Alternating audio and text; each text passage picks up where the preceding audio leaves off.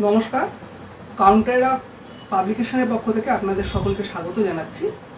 আজ আপনাদের সামনে বিশেষ তিনটি ঘোষণা রয়েছে আমাদের। প্রথমত, কাউন্টারা প্রকাশনীর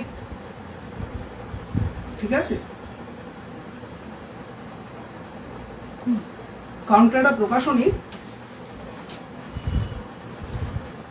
নতুন কর্ণধার এবং আগামী দিনের প্রকাশক হিসেবে আমরা যাকে পাবো, প্রত্যেকটা বইতে তারই নাম পাবেন এবং আগামী দিনে পরিচালনা করবেন কাউন্টারা প্রকাশনীকে। তিনি পার্থসারথী ভট্টাচার্য। তার সঙ্গে আপনাদের পরিচয় করিয়ে দিচ্ছি। দ্বিতীয়ত, আজ এক বিশেষ দিন। আজ শ্রীমতী অনুরাধা গান্ধীর জন্মদিন। অনুরাধা গান্ধী, যিনি ভারতের কমিউনিস্ট আন্দোলনের অন্যতম এক অবিসংবাদী নেত্রী, একজন তাত্ত্বিক, ভারতের নারী মুক্তি আন্দোলনের এবং সামন্তবাদ বিরোধী আন্দোলনের এবং দলিত আন্দোলনের মধ্যে সম্পর্ক স্থাপনকারী, কমিউনিস্ট দৃষ্টিভঙ্গি থেকে নতুন এক অধ্যায় সূচনাকারী একজন ব্যক্তি। ভারতের রাজনৈতিক ইতিহাসে তার অবদান আমরা কখনো ভুলতে পারব না। সেই অনুরাধা গান্ধীর জন্মদিনে আমরা তার ইংলিশে, তার মৃত্যুর পর ইংরেজিতে প্রকাশিত হওয়া তার লেখার একটি সংকলন স্ক্রিপ্টিং দ্য চেঞ্জের একটা বাংলা অনুবাদ করবার সিদ্ধান্ত নিয়েছি। সেই বইটি ভারত এবং বাংলাদেশ দুটি দেশ থেকেই যৌথভাবে প্রকাশিত হচ্ছে। কলকাতায় কাউন্টারা প্রকাশনী ভারতে সেটি প্রকাশনার ভার নিয়েছে। যৌথভাবে বাংলাদেশ থেকে ঢাকার একটি প্রকাশনী সংস্থা ভার নিয়েছেন এই বইটি প্রকাশ করার, কিন্তু সেই নামটার কিছু টেকনিক্যাল কারণের জন্য আমরা এই মুহূর্তে আপনাদের সামনে আনতে পারছি না। কিছুদিনের মধ্যে আপনাদেরকে অবশ্যই আমরা জানাব। এবং সেই বইটির প্রচ্ছদ উদ্বোধন তো হবেই একটু পরে। তার সঙ্গে এটাও জানিয়ে রাখি, আপনারা যারা আমাদের পাবলিকেশনের সঙ্গে পরিচিত আছেন তারা ইতিমধ্যে জানেন যে কোবার গান্ধীর এই বইটি ফ্র্যাকচার্ড ফ্রিডম, সুপ্রিয় চৌধুরী অসাধারণ অনুবাদ করেছেন। এই বইটি ইতিমধ্যেই আপনাদের মধ্যে জনপ্রিয়তা লাভ করেছে যথেষ্ট পরিমাণে। এই বইটি বর্তমানে কলেজ স্ট্রিটের দেব বুক স্টোর এবং দীপুদা এবং ধ্যানবিন্দুতে পাওয়া যাচ্ছে। এছাড়া আগামী দিনে সুলভে আমাদের থেকেও আপনারা সরাসরি পেতে পারেন। সেসব বিষয়ে আমরা আগামী দিনে আপনাদের জানাতে থাকবো। কিন্তু এই বইটির যিনি লেখক ফ্র্যাকচার্ড ফ্রিডমে, সেই কোবার গান্ধী আজকে আমাদের সঙ্গে উপস্থিত রয়েছেন। অনুরাধা গান্ধী কেমন মানুষ ছিলেন তাকে সব থেকে কাছ থেকে হয়তো কোবার গান্ধী চিনতেন, এবং তিনি আজকে ভারতের ভূমিকা, তার অবদান, স্ক্রিপ্টিং দ্য বইয়ের নিরিখে অনুরাধা গান্ধীকে কেমন ভাবে আমরা দেখতে পারি আজকে আমাদের বাস্তব পরিস্থিতির নিরিখে, এবং একটা নতুন মানুষ, নতুন সমাজ গড়বার নিরিখে আমরা কিভাবে অনুরাধা গান্ধীকে দেখতে পারি, সেই বিষয়ে কোবার গান্ধী বলবেন। তবে সবার আগে উনি স্ক্রিপ্টিং এই প্রচ্ছদটি আপনাদের সামনে তুলে ধরছেন।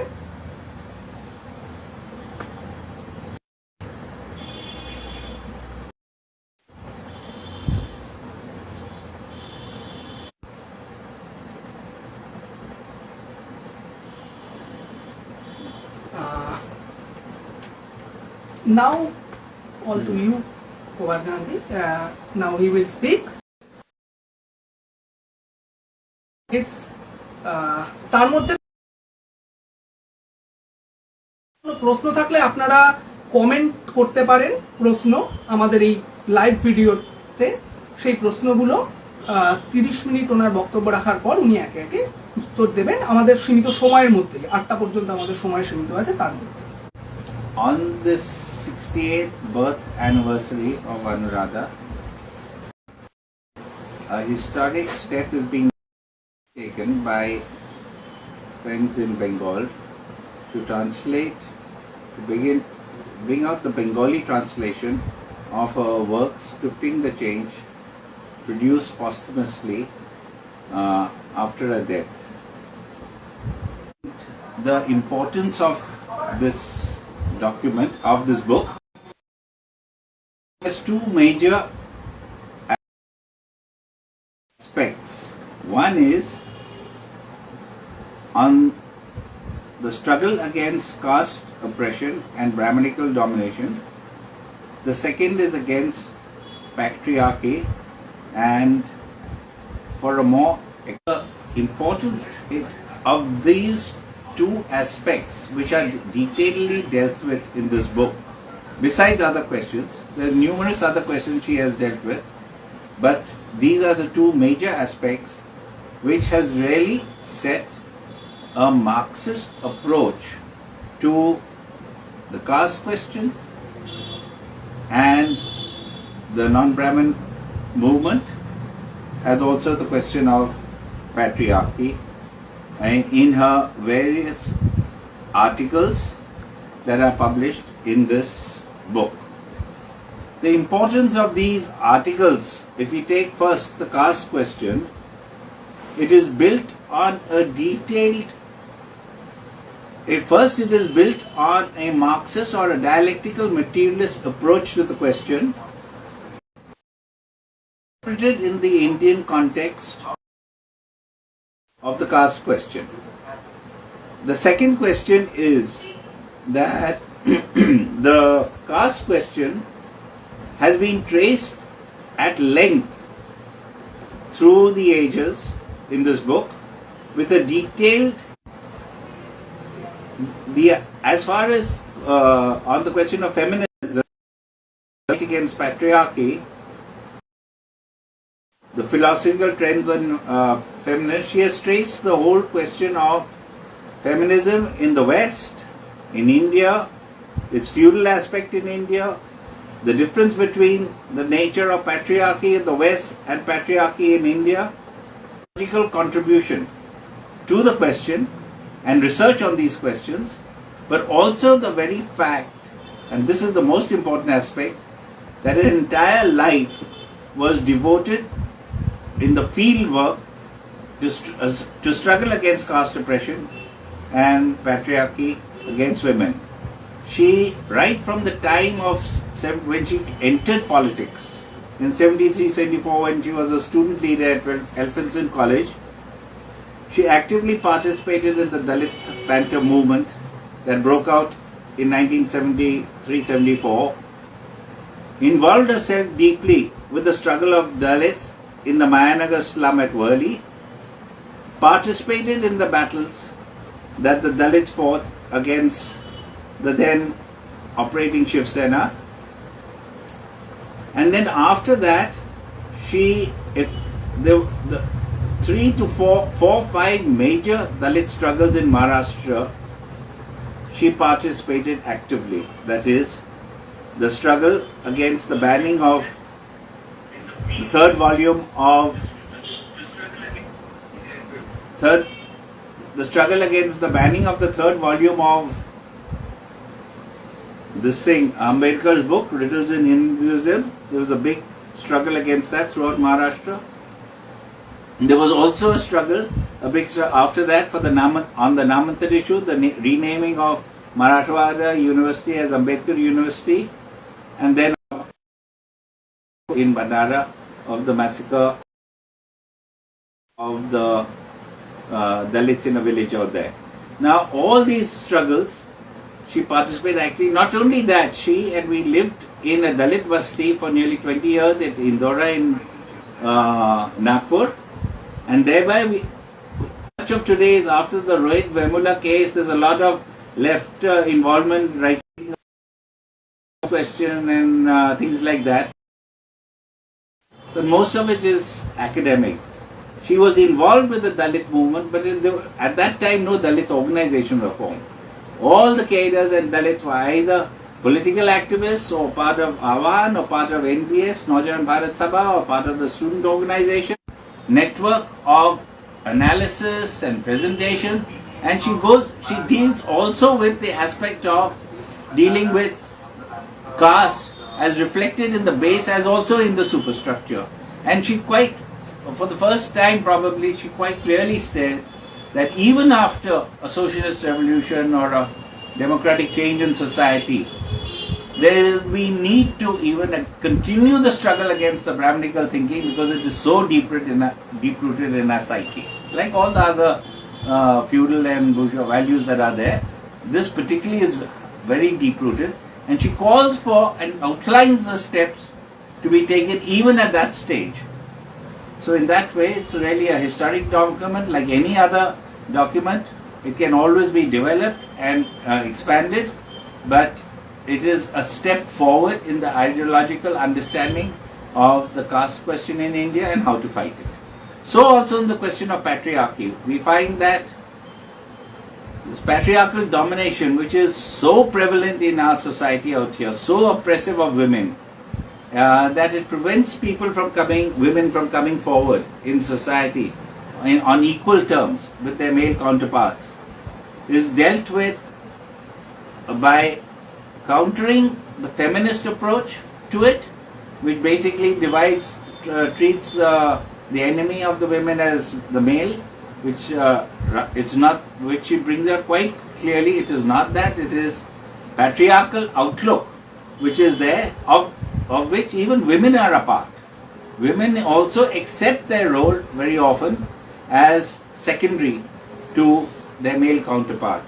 So she deals at length with both these two questions, and in that way she has taken the question of caste and non-Brahmanism, as also feminism and patriarchy in the Indian context, which of course can be the basis of further development in the future. So this is a major contribution in this book, and it is already sold out in English, two editions, and now we are thinking of, it is a breakthrough, a qualitative leap in terms of theory and practice, both.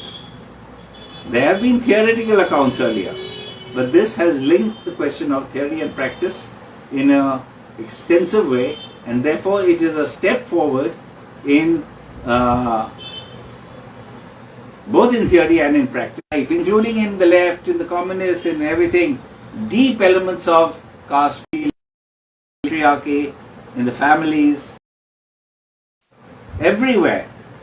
And that really crushes the initiative, self-respect, and the ability of such people to assert themselves socially, politically, and even economically. So these illnesses that she had, and even till the end, when she had that systemic sclerosis and severe arthritis, she went to take a political class for the women, that Adivasi leaders local Adivasi leaders in Jharkhand, where she contracted Alzheimer's and finally died. So the whole question is that her commitment was total. Many people in my book have written also that she had so many problems, but no one, she always smiling face. She was always happy and laughing, and always no one, and she never gave the impression of what she was suffering physically. That is one aspect of a commitment to the cause, serious commitment, and that with that type of was of course the seed which she could contribute in this creative way. But that alone, mere commitment, does not give one the ability either to lead, as she did, or to ideologically intervene in the political complete sort of person. It was her lack of complexities, her lack of intrigue and all that. She was not interested in any of that. Her commitment was total, was to the cause, and she gave all she had to it, and so she flowered like a rose wherever she went, and she, not only because of her commitment to the cause, but also because of her internal value system, which gave her that freedom to think creatively.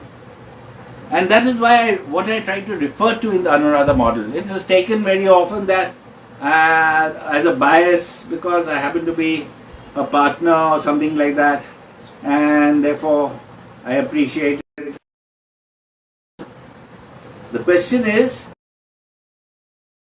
what I am trying to say is that if we look at the history, our own history, of the communist movement in India, if you look at the history of the international communist movement, why is it in such a pathetic state? Why everywhere reversed? No doubt there are social democratic movements worldwide in Latin America, Cuba, other places which are positive aspects. But basically, if I see, when I came to communism in the late 60s and early 70s, half the world was communist. And now what is the situation? Just in one lifetime. Isn't it food for thought? I mean, what has happened? Putting on $54 billion to his wealth in just 1 year, that too in a year of COVID. And suffering in this thing. But he was making money hand over fist. So it's not that the capitalist system has given anything to the world. It has crushed the people, it's crushed nature, it's crushed society, it's destroyed every damn thing. Capitalism has been ruthless, it's like a monster. We want a better society, we want a better system, we want happiness. Many people say that this is spiritual and things like that, but what are we working for? Are we working only for economic equality? Economic equality doesn't. We are finally working for a happy society in which people are and happiness. No doubt the starting point for it, as I mentioned in my book, is to have the necessities of life, that is food, clothing and shelter. But after that, are still people happy? They are not.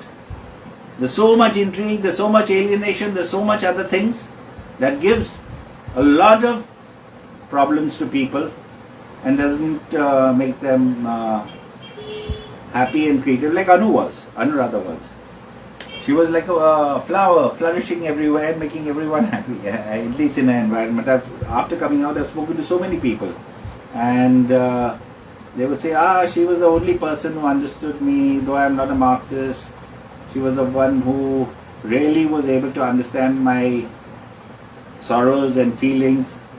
I mean, I was surprised. I didn't know she didn't understand my sorrows. But anyway, she was able to understand so many other people. And she was really, really like that, sort of a gem. And the important thing here is not the individual. I'm not trying to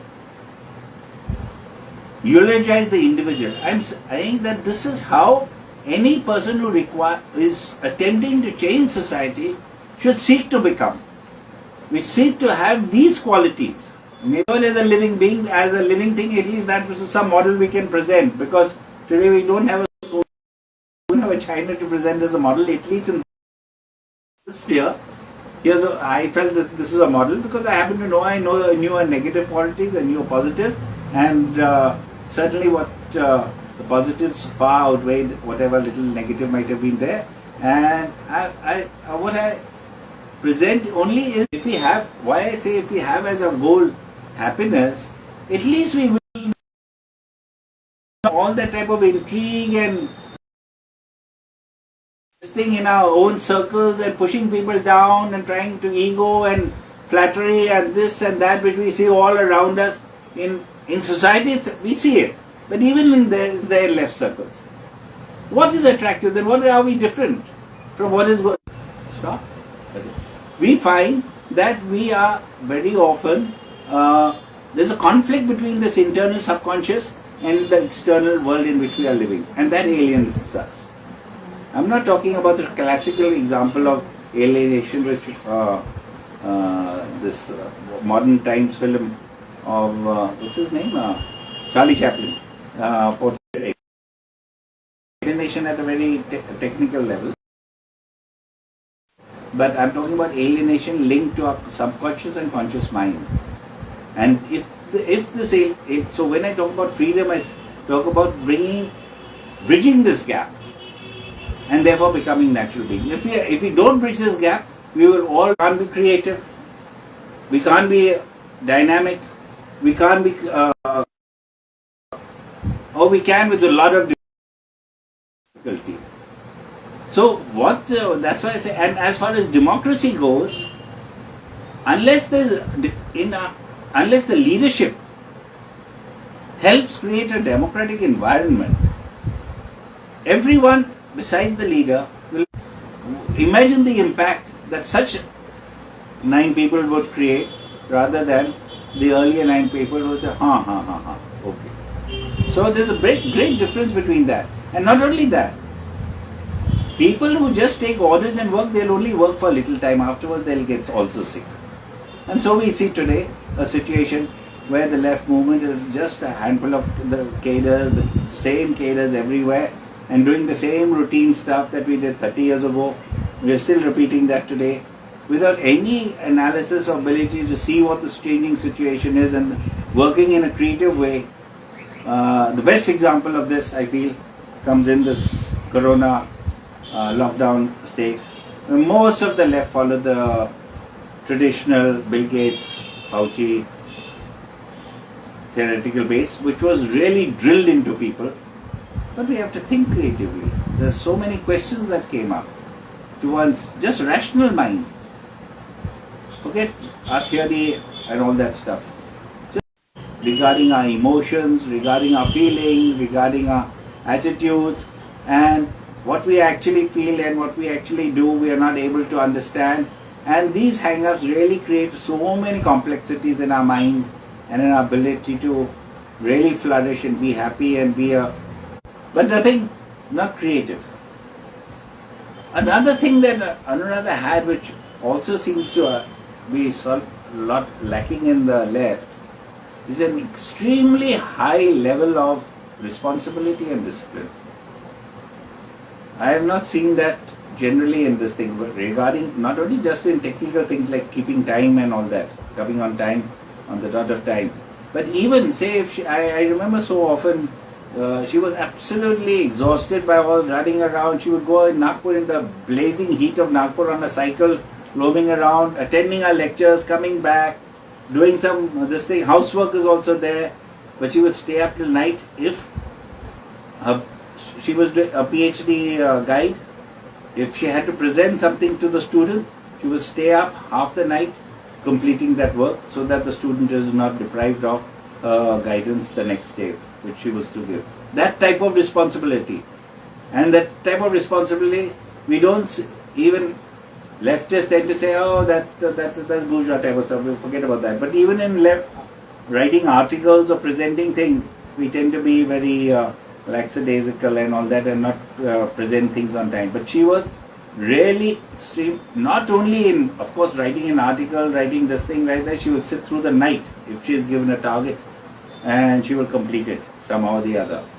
And I've seen that, and that enormous amount of sense of responsibility, because sense of responsibility, discipline of course is what gives a lot of results. If you don't have discipline, you won't get results. You work anarchically. But responsibility is a question of also having a feeling for other people. If she did not prepare that guy, that thing, the PhD thing, the student will feel bad the next day. She or he or whoever it is will not say that this teacher is not giving me the proper guidance and all that.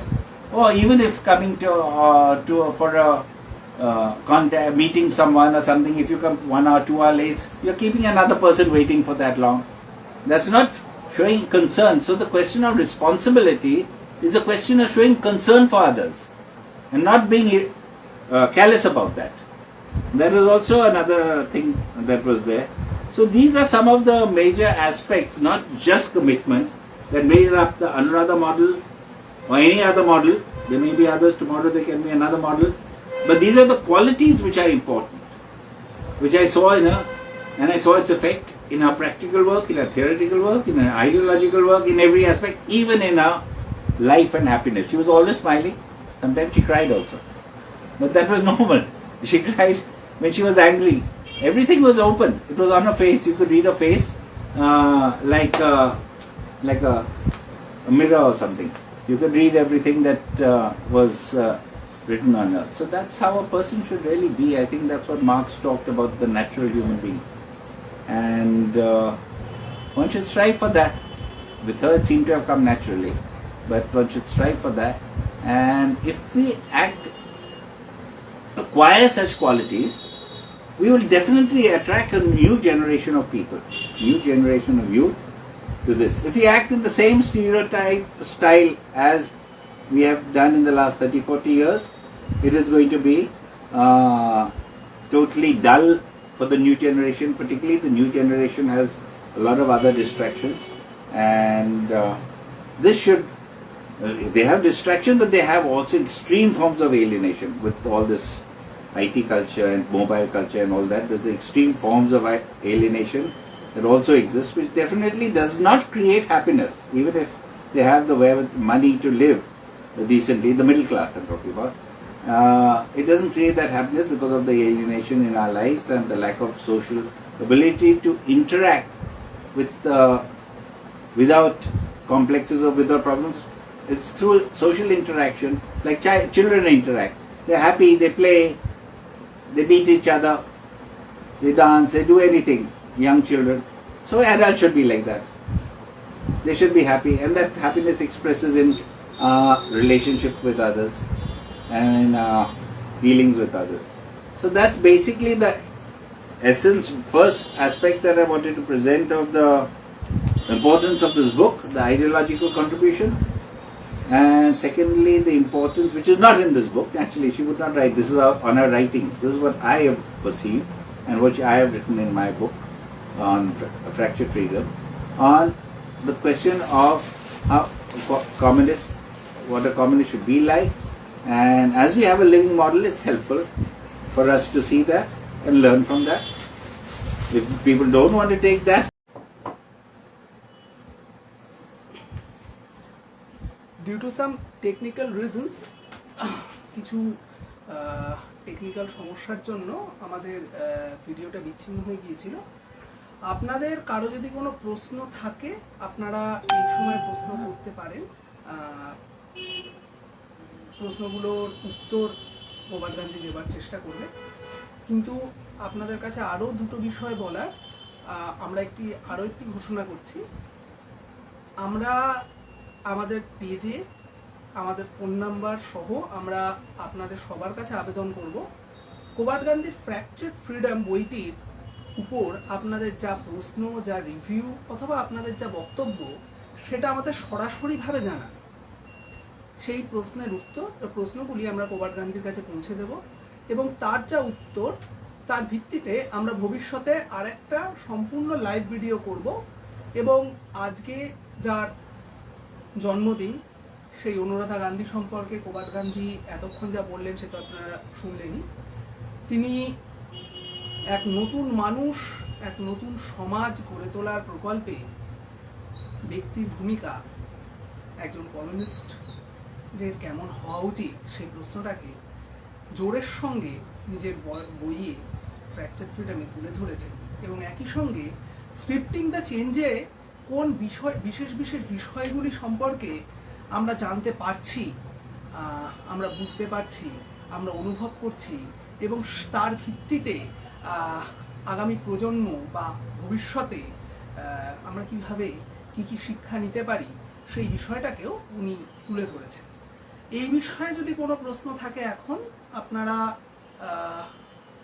এখনও কিন্তু কোনো প্রশ্ন আসেনি আমাদের কাছে, সেই জন্য যদি কোনো প্রশ্ন না আসে সেক্ষেত্রে আমরা অনুষ্ঠানটা শেষ করে দেব। কিন্তু আপনাদেরকে এটাও বলবো যে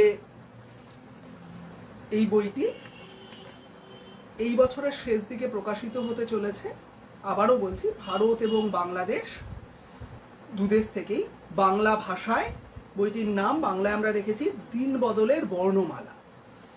অনুরাধা গান্ধীর এই বইটি প্রকাশিত হবে 2022 সালেই। কবে প্রকাশিত হবে, কিভাবে আপনারা সংগ্রহ করতে পারবেন, সমস্ত কিছু আমরা যথাসময়ে আপনাদেরকে জানিয়ে দেব। এবং এই বইটি সম্পর্কেও বা অনুরাধা গান্ধী সম্পর্কেও, অনুরাধা গান্ধীর যে মডেল ভ্যালুজের কথা প্রভাত গান্ধী তার বইতেও বলেছেন, আজকেও বললেন, সেই বিষয়েও আপনাদের কোনো প্রশ্ন থাকলে আপনারা আমাদের কাছে পাঠাতে পারেন, আমাদের হোয়াটসঅ্যাপ করতে পারেন, আমাদের ফেসবুক পেজে মেসেজ করতে পারেন। সেক্ষেত্রে আমরা সেই প্রশ্নগুলোর ভিত্তিতে আরেকটা অনুষ্ঠান ভবিষ্যতে করব, যেখানে এই প্রশ্নগুলোর ভিত্তিতে আরেকটা আলোচনা হবে। এখন অবধি কোনো প্রশ্ন আসেনি, সুতরাং we have to finish Okay. the program. Yeah. So many thanks to you, Thank you. and let's celebrate the 68th anniversary, birth anniversary of the great communist thinker, leader, Dalit activist, and a social activist, and a model worker. Right. From We my- have to follow her. Actually, if we do something new, if we want to do something new and to create a new world. Thank you. And thanks to Counter Leader for bringing this forward, bringing life forward. It's an important task, and I'm sure everyone would be grateful for this. And let the word spread. Thank you.